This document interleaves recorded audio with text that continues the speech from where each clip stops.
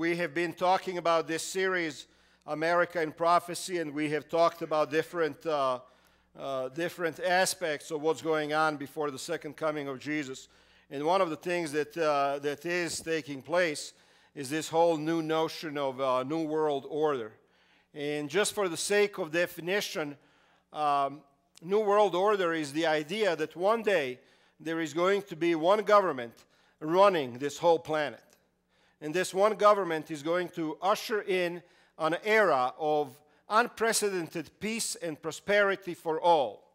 There is not going to be any wars anymore. And every time they start talking about these things, they start, in the background, you hear John Lennon singing the song, I forget the name of it, but the one that calls for everybody to come together and no religion and none of that stuff, because they see religion as something that divides people.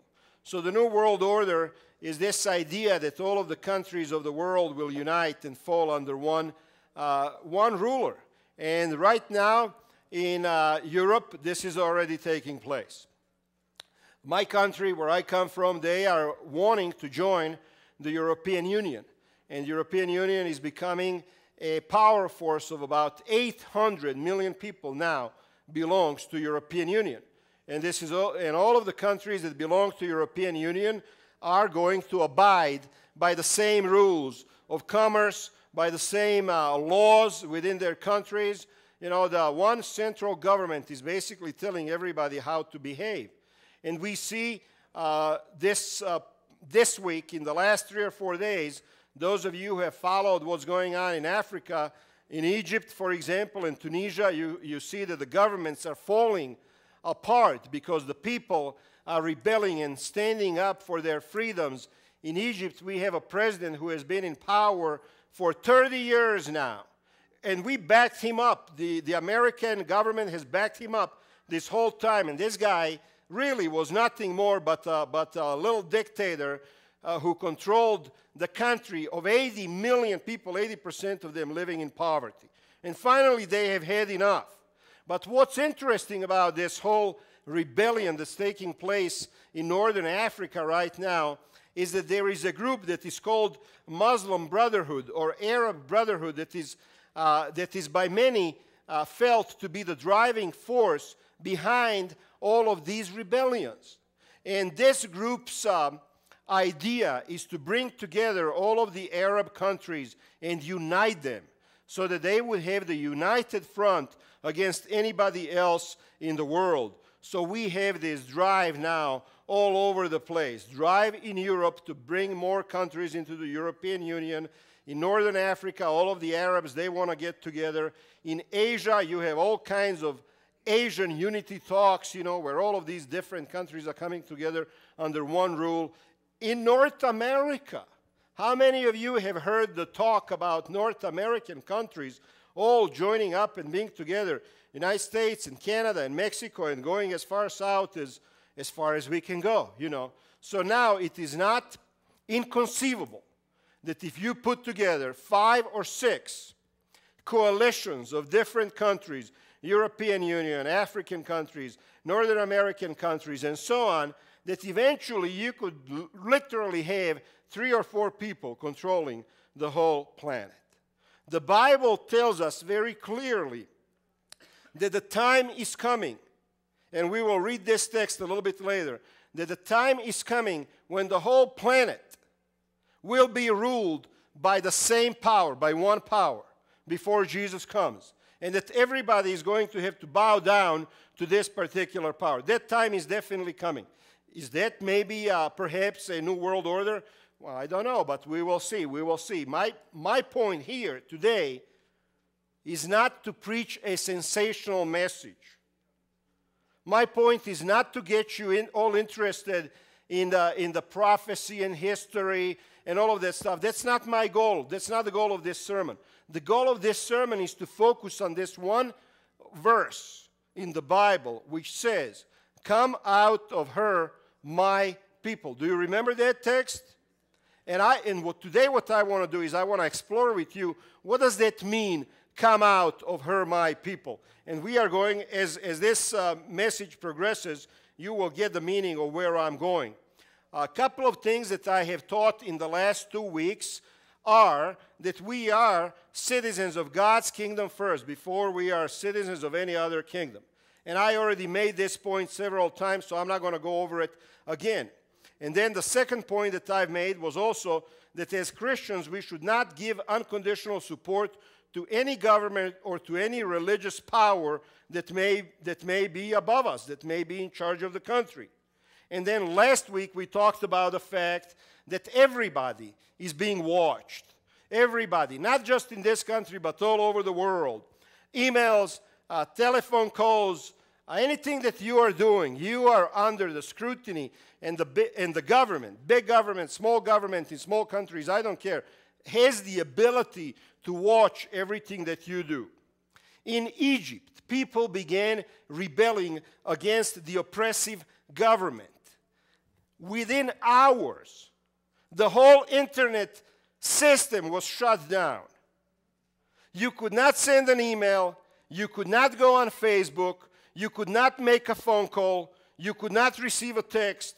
It was shut down.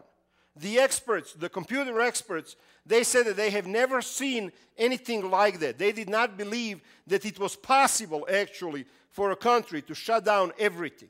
Within hours, everything was shut down. Why? Because the government doesn't want the average people talking to each other.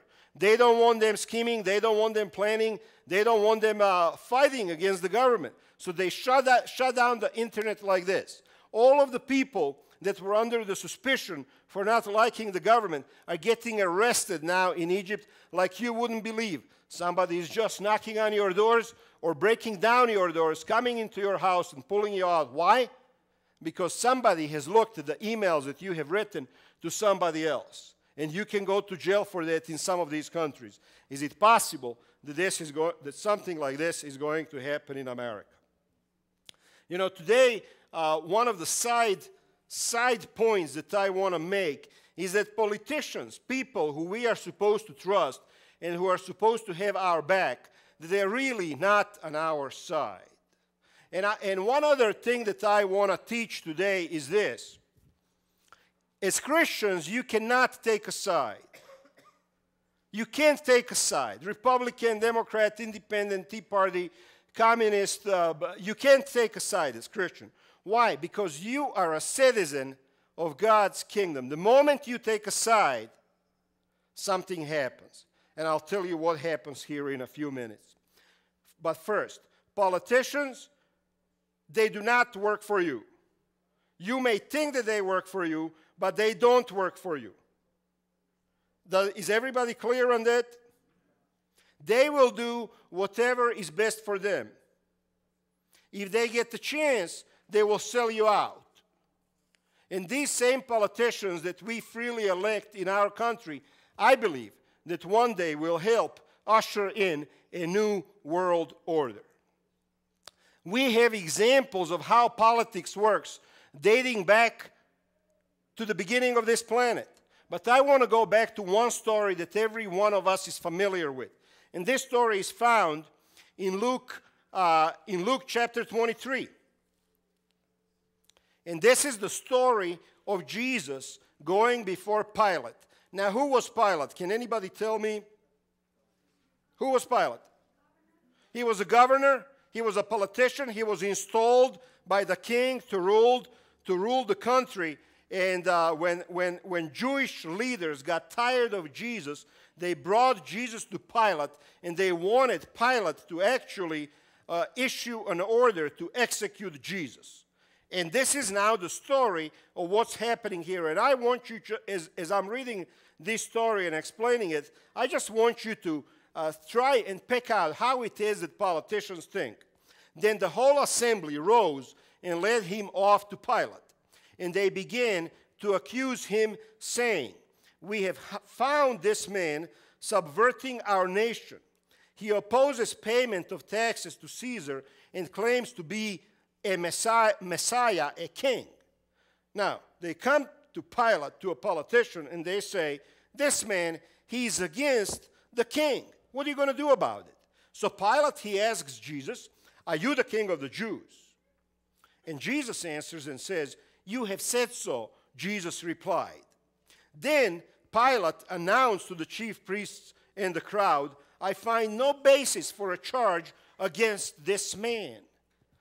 Pilate is examining Jesus to see what he should do with him, and he finds no basis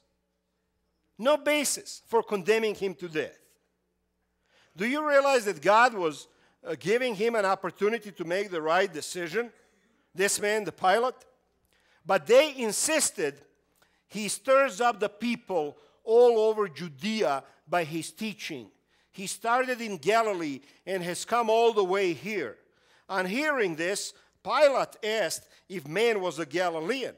When he learned that Jesus was under Herod's jurisdiction, now this is also something that politicians do, he sent him to Herod, who was also in Jerusalem at that time. Pass the buck on to somebody else.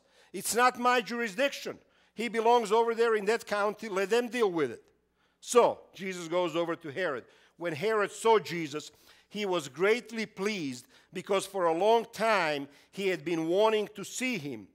From what he had heard about him, he hoped to see him perform a sign of some sort. He plied him with many questions, but Jesus gave him no answer. The chief priests and the teachers of the law were standing there vehemently accusing him. And then Herod and his soldiers, they ridiculed and mocked him, dressing him in an elegant robe. They sent him back to Pilate. And then listen to this. That day, Herod and Pilate became friends. Before this, they had been enemies. So Pilate, the politician, he uses the misery and tragedy of Jesus to make an alliance with somebody that he was not friends with before. So when I say to you that politicians will do whatever is best for them, I'm not saying this because I want somebody to go out there and yell at the politicians, or worse. No, that's not the point. I'm just saying, do not put your trust in politicians. If you think that your party is going to come to your rescue, it's not. Your party doesn't care about you. Your party has other things that they care much more about than what you want in life. When I hear that the person who is running for a political office that pays $100,000 a year, and then this person spends $20 million of their own money to get the $100,000 a year job, hello? I mean, that tells me that they are not really interested in what I want. They are in it for something else. So this is exactly what Pilate was doing, no matter how much the Holy Spirit was trying to work on him. By the way, do you know that there is a text in the Bible that clearly says that Pilate's wife had a dream, and in the dream it was shown to her that Jesus was an innocent man. And she sends this message to her husband, and she says, do not condemn this man because he's an innocent man. And this Pilate guy, he's afraid. He thinks that Jesus is supernatural. His wife had a dream. People are telling him that this Jesus claims to be the Son of God. He's afraid. And yet, he's a politician. And in the end, will do whatever is best for him. In John 19, chapter 19, verses 7 through 16, the Jewish leaders insisted, we have a law, and according to that law, he must die because he claimed to be the Son of God. Romans couldn't care less that Jesus claimed to be Son of God. They didn't care about that. That was not punishable by that. When Pilate heard this, he was even more afraid. Why? Because he's thinking, maybe this guy really is the Son of God. I'm not gonna go ahead and kill him. And he went back inside the palace. Where do you come from? He asked Jesus. But Jesus gave him no answer. Do you refuse to speak to me? Pilate said. Do you realize I have power either to free you or to crucify you? And then Jesus says to him, you would have no power over me if it were not given to you from above. Jesus says, yeah, you're in charge. You have the power. You are the politician. You are the governor. But that was given to you from above by God. So how does Pilate react to that? From then on, Pilate tried to set Jesus free. But the Jewish leaders kept shouting, now listen to this, if you let this man go, you are no friend of Caesar. Anyone who claims to be a king opposes Caesar. When Pilate heard this, he brought Jesus out and sat down on the judge's seat at the place known as the stone pavement. It was the day of preparation of the Passover. It was about noon. Here is your king, Pilate said to Jesus. But they shouted, take him away, crucify him. Shall I crucify your king? Pilate asked. What do they say? We have no king but Caesar. We have no king but Caesar, they answered. And finally, Pilate handed him over to them to be crucified. He was swayed in his decisions by a political lobby. Today in America, all of the laws that are passed, good or bad, are influenced by political lobbyists that literally live in Washington, D.C. And they go to government officials, whether it is senators or congressmen, and the fact that this is a corrupt system has been proven over and over and over again, where the lobbyists are giving money into the pockets of the politicians that they would influence the outcome of the different legislations. So if you think that your favorite politicians are going to protect you somehow, somewhere, you are wrong. And the proof is that politicians, they don't work for us. Who do they work for? They work for themselves. They work for big banks. They work for big oil companies. They work for auto industry. They work for insurance companies. They work for big retail. They don't work for you. Banks that have caused a meltdown, a total meltdown of American real estate, that have caused a total meltdown of American economy. What happened to those banks? Were they allowed to fall apart and go bankrupt so that other more proficient and more competent banks could take their place like it should be the case in the capitalistic system? That's not what happened. After they screwed everybody over, they got more money from the government. They got bailed. Who gave them that money? Politicians did.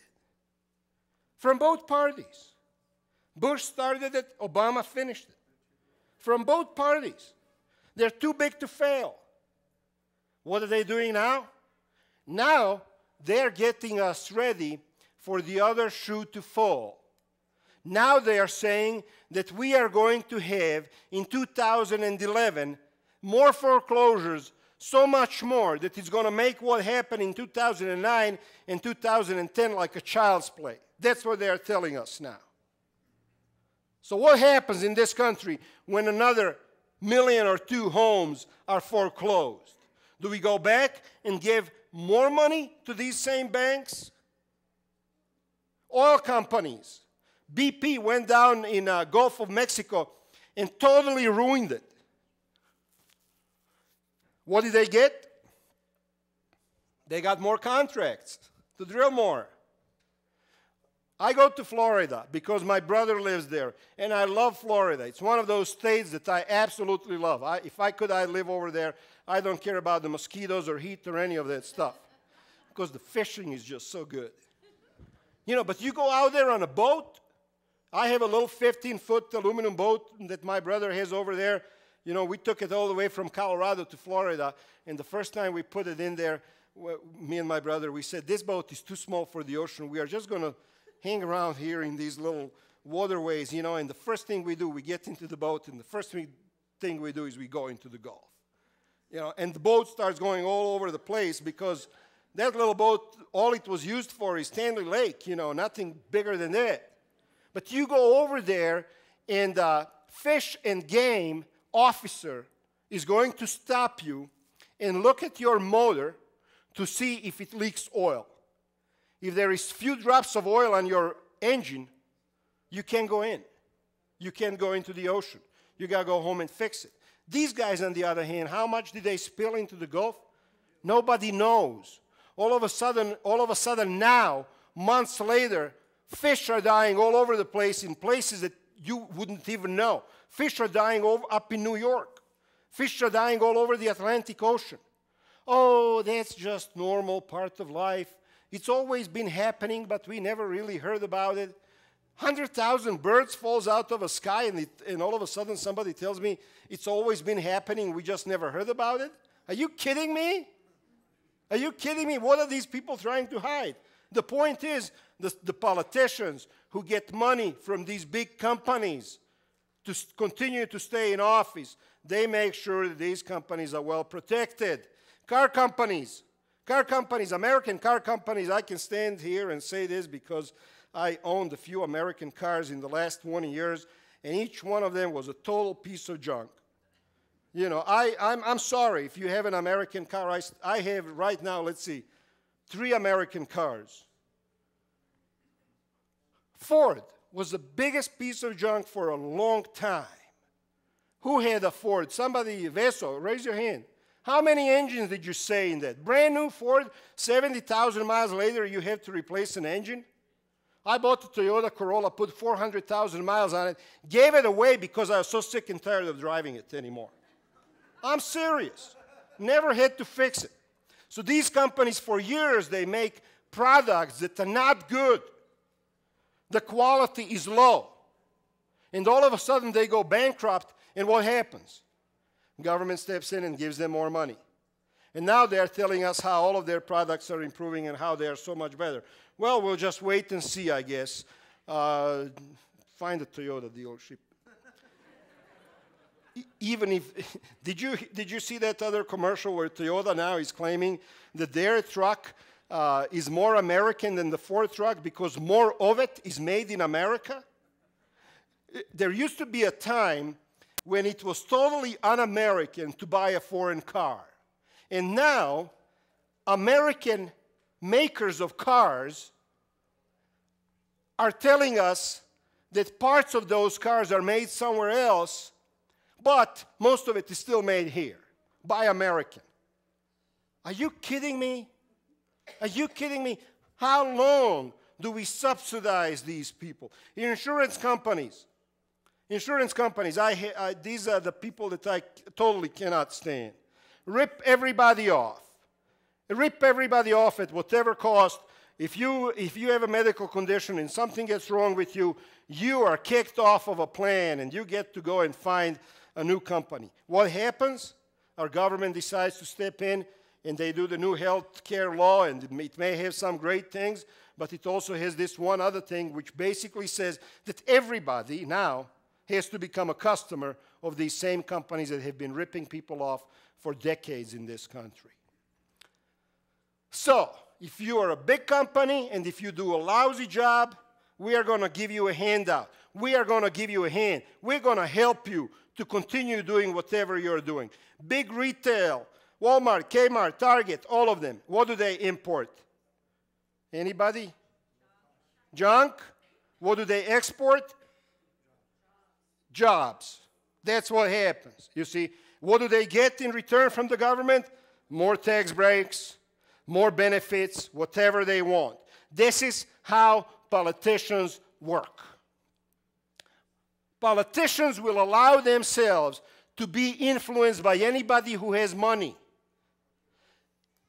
So, in that group, we also have the religious lobby. The religious lobby. There are 17 religious lobby offices in Washington, D.C.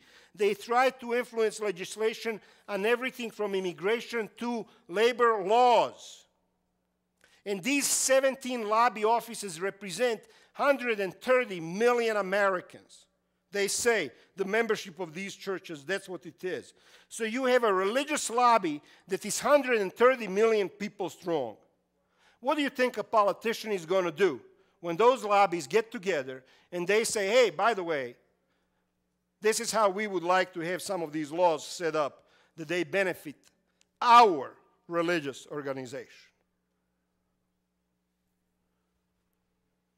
Other lobby firms all over the Washington, D.C. are spending hundreds of millions of dollars to influence the legislation. U.S. Chamber of Commerce has spent almost $700 million in the last year just trying to influence legislation in Washington, D.C.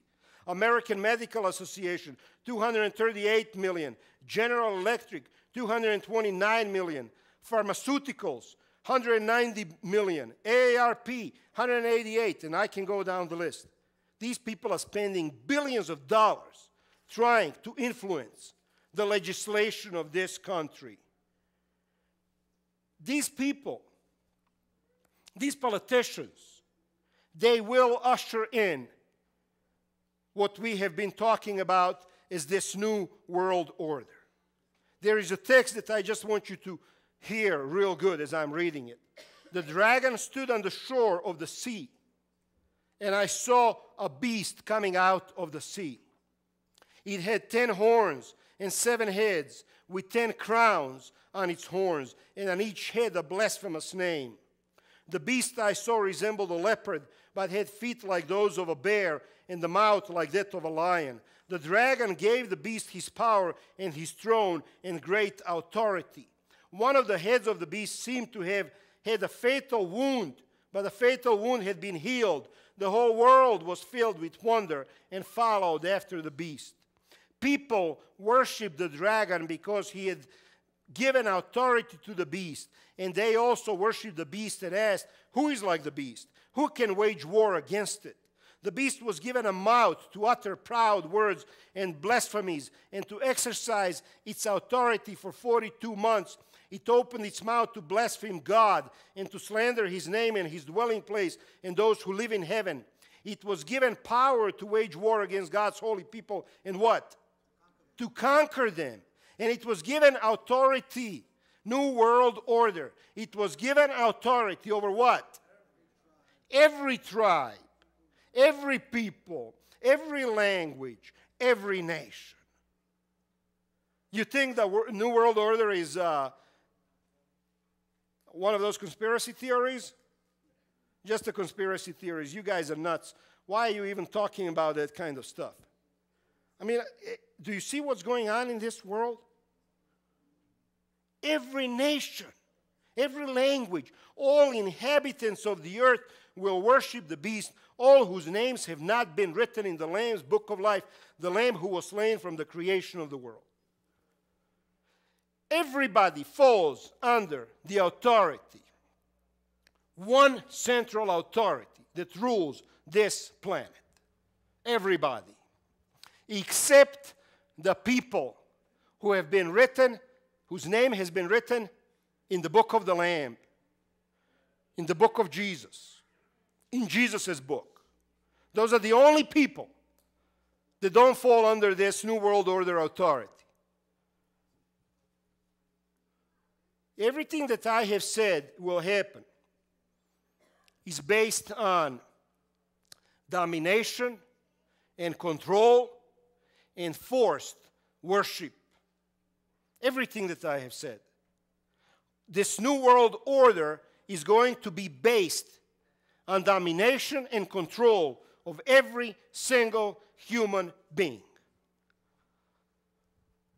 The Bible says clearly, "Come out of her, my people." What does that mean? I want to spend a minute talking about that. What does that mean? It means that this world is based and operates on division, on hate of other people. This world operates on control, on forced worship. This world operates, when I say this world, I'm talking about Satan. That's how he would like to run this world. Put everybody under his thumb. When you and I take sides, we allow ourselves to become citizens of this world. When you and I take sides and we say, "Oh, you know, I hate those Muslims over there. We should bomb the heck out of them and just kill every single one of them." Jesus says, come out of her. Don't be a part of that hate. Because God's kingdom is based on a different principle. The principle of God's kingdom is love. The principle of God's kingdom is that all people are His children. Every single one of them. The principle of God's kingdom is that you love everybody. The principle of Jesus' kingdom is when somebody slaps you on your left cheek, you turn your right cheek. God is calling, when He says come out of her, He is calling us to a deeper spirituality. He is calling us to a deeper relationship with Jesus. He is calling us not just to be nominal Christians who subscribe to 28 or 29 or whatever beliefs.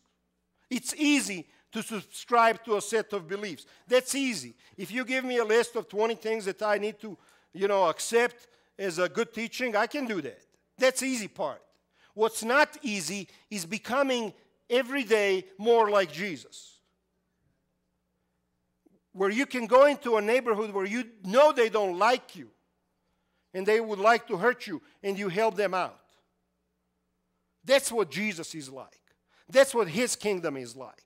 That's why we cannot be a part of any political movement. That's why we should not allow ourselves to be swayed by rhetoric, by words, by hateful words that one side has or the other side has. There is so much hate going on in America now, from both left and right. Everybody hates everybody. If you get into that, you're a part of that. You have to come out of that and show that there is a different way. A different way is to love people. A different way is to care for people. We're not going to be able to change the outcome of this world's history. It's going to happen. The world is going to be dominated by one power. Those who follow Christ are going to be in trouble. But what we can do is show everybody that we are a part of Jesus' kingdom. Because we love people, no matter who they are, no matter where they are. Are we going to have that video? I want to show you a video. I want to show you a video, and our message is going to be over once you see this video clip. And I have to admit something. I have sinned.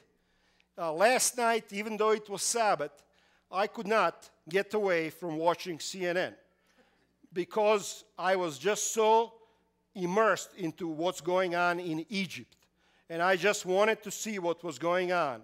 And at the end of one of those news segments, they showed a video clip of a man who I believe, even though he's not a Christian, and even though he's not a Seventh-day Adventist, but I believe that this man is a representative of God's kingdom, of Jesus' kingdom. And when you see this video, then you will understand what it is that I mean when I say, come out of her and live a different type of life. لما يبقى وضعها مش طبيعي بطلع على مستشفى حيفا بالأسبوع 5 مرات عشان الدياليزا عندها. بطلت تمشي. العلاج أي مش موجود هون عندنا من مرة. Palestine healthcare, and it's very expensive. It's not accessible. It's a big difference between the life here and 1 minute away. Aya. My name is Yuval Roth. We transport sick Palestinians from the occupied territories into the Israeli hospitals. If they should take a taxi, it will cost them a lot of money. They can't afford it. My brother, Udi, he was murdered by Hamas people. That caused me to do something. Not in terms of revenge, but to look for a way for reconciliation and peace. Right now we are about 200 volunteers, and we transport from the Israeli side of the checkpoint at least 5 days a week. It's a very exciting moment when you see improvement. It fills me a lot of happiness. the price of the conflict is a lot more than the price of making peace. Regardless, political or religious, I think that we're all human beings.